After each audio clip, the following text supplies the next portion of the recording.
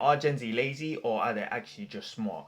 A recent survey done by Robert Walters says 52% of Gen Z professionals don't want to be middle managers. Let's go into the data a bit more. 22% of Gen Z will choose an individual route to progression over managing others. Listen, they don't want the headache of managing people, dealing with issues, personal problems, having one to ones. 63% of professionals think senior professionals value middle management more than their younger peers.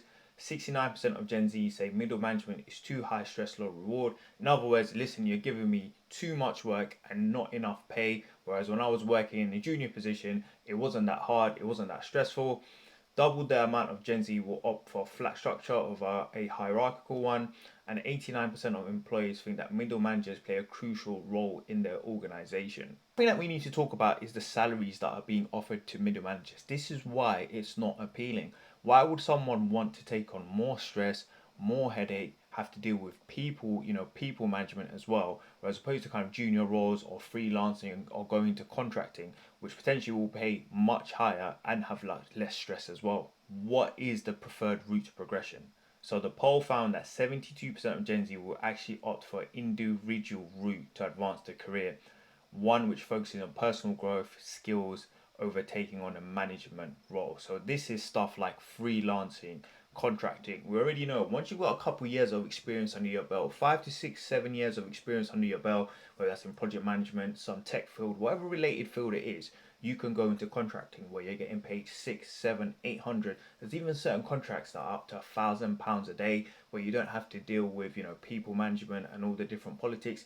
Yes, there's other risks there. You lose benefits, for example, sick pay, pension, all of that stuff. But at the end of the day, everything has their pros and cons. We also need to take a look at the whole generational shift, right? Where previously people, their only source of income was their job and maybe a couple of investments that they've done.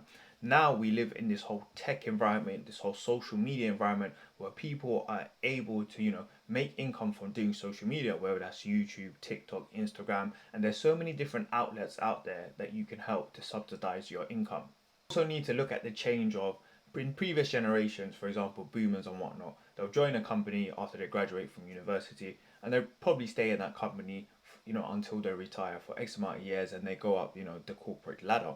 Whereas nowadays, that is completely different. A lot of people have realized, for you to get that big salary increase, you are going to have to leave the current organization and move on to the next organization. There is a gap here. Where do these current organizations, large organizations, go if no one wants to become middle managers, right? Somebody has to be in the middle to manage those junior employees, delegate work, and pass message on from the seniors of that organization. And one thing that I'm going to have to say, it has to be increase in pay and the way work is dealt out, and also the way layoffs impact middle management as well. That needs to be looked at as well. One thing that we need to look at is the different outgoings that the different generations had, right? So, for example, on this article here, done by the Independent, Gen Z pay double in mortgage payments compared to older generations.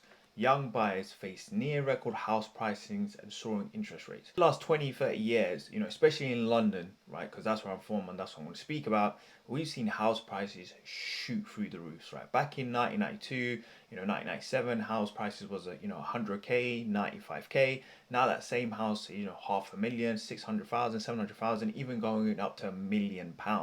And even working in the corporate environment, it will be hard to achieve that level of salary and also obtaining a house that's worth that much. Home buyers born in the late 1990s, known as Gen Z, will be paying an average of £1,739 a month in mortgage payments.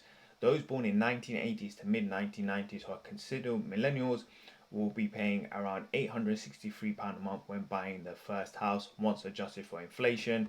And then if we go down to the baby boomers between 1946 and 1964, an average of £775 a month, etc. You can see the house prices, the mortgage payments are increasing, and then people are just getting priced out. And then they realize, hold on a minute, even if I take a middle management role, I will still won't be able to afford a house, in London or whatever location it is. The solution here, I think the solution is companies need to rearrange how they view middle management, number one. Number two, the payment structure. When we look at the salaries in the UK versus the US, and I'll do a video about this, the salaries are really low here in the UK, and that's why you get a lot of people looking to move out of the UK and going to places like, America, for example, or the UAE where it's tax free. That structure needs to be looked at because, companies are going to be losing talent left, right, and center. Let me know what your thoughts are in the comments below. Make sure you like and subscribe.